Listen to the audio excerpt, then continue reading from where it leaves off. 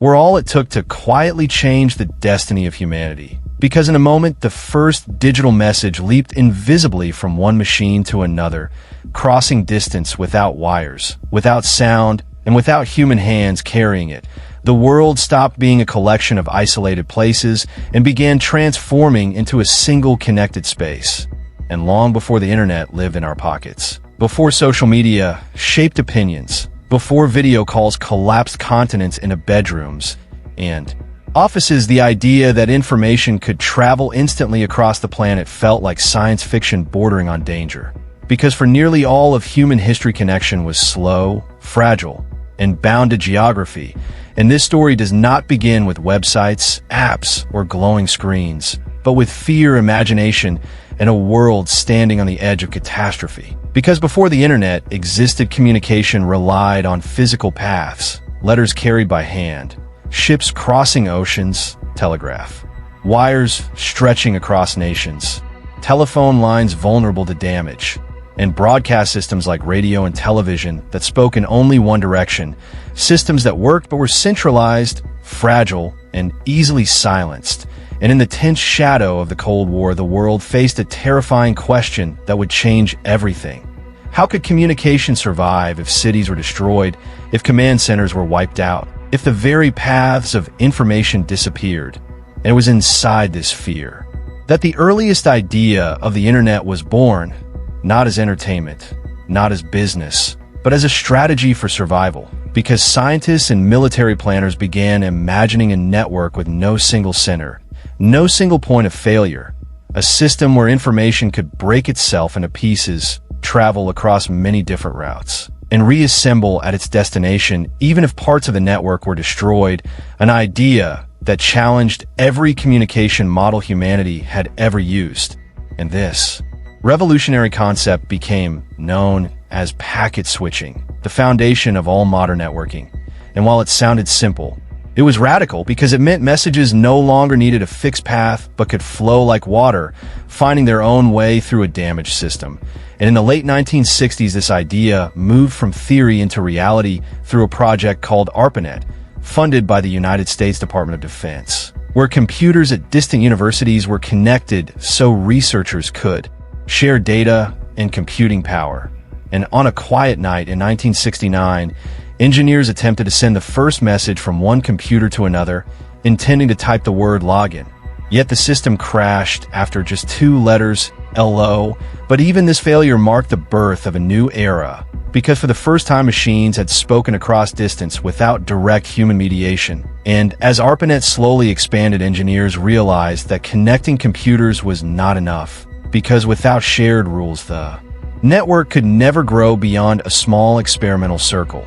And this challenge led to one of the most important breakthroughs in communication history: the creation of universal protocols that defined how data should be packaged, addressed, transmitted, received, and reconstructed, a breakthrough driven largely by the work of Vince Cerf and Robert Kahn, who developed TCP/IP, a system that allowed many independent networks to connect and communicate as one, transforming isolated digital islands into a single global network of networks. And on January 1st, 1983, when ARPANET officially adopted TCP/IP, the modern internet was born, although almost no one outside scientific circles realized what had happened. And for years, the internet remained invisible to ordinary people, used mainly by researchers sending emails, sharing files, and collaborating across distance, quietly proving that decentralized communication could work at scale. And then another idea emerged that would change everything again, not about cables or protocols, but about information itself. When a researcher named Tim Berners-Lee imagined a way to organize and connect information using hypertext, creating the World Wide Web, a layer built on top of the internet that transformed it from a technical infrastructure into a human space, where documents could link to one another, where knowledge could be navigated intuitively, and where anyone could publish ideas without permission. And when the first web browser appeared in the early 1990s, the internet escaped academic walls and entered public life, spreading faster than any invention in history. Because unlike radio or television did not speak in one direction, It invited participation, interaction, and creation, turning users into contributors.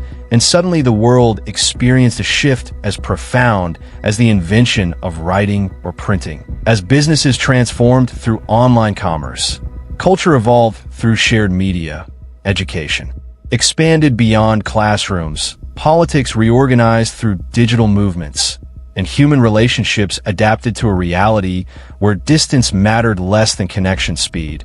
And as dial-up tones echoed in homes around the world, the internet slowly wove itself into daily life. And when broadband replaced dial-up and wireless technology freed the internet from physical cables, the network became omnipresent, embedding itself so deeply into modern existence that it became almost invisible, shaping how people think, work, learn, love, and remember. And with the rise of search engines, social platforms, and mobile devices, the internet stopped being a place you visited and became a space you lived inside, influencing attention, identity, economy, and truth itself. And yet the internet was never the invention of a single person or moment, but a layered achievement built from ideas upon ideas. From packet switching to protocols, from networks to the web, from engineers to everyday users, each adding a piece to something larger than any individual could control. And as the internet grew, it brought extraordinary opportunity alongside unprecedented challenges. Questions of privacy, surveillance, misinformation, digital addiction, and power, revealing that connection itself is neither good nor evil, but profoundly influential. And when we ask who invented the internet, the most honest answer is that humanity invented it together, driven by fear of isolation, desire for knowledge, and a deep need to connect. And the internet's greatest achievement is not speed or scale, but its ability to turn billions of separate minds into a single ongoing conversation. And today, invisible signals race beneath oceans, through cities, and across the sky, carrying hopes, arguments, art, data, and dreams at the speed of light. And as we stand at the edge of futures shaped by artificial intelligence, virtual worlds, and instant global collaboration, the story of the internet reminds us that the most powerful revolutions are born not from comfort, but from necessity, not from profit, but from imagination, and that a world once divided by silence is now held together by invisible connections, proving that when humans learn how to connect, they do not merely change technology, they change what it means to be human. And long after devices evolve and platforms disappear, the idea of the internet, a world where knowledge flows freely and voices can reach across the planet in an instant, will remain one of the most transformative achievements in human history, a reminder that the greatest power humanity ever created was not a weapon or a machine, but the ability to connect itself.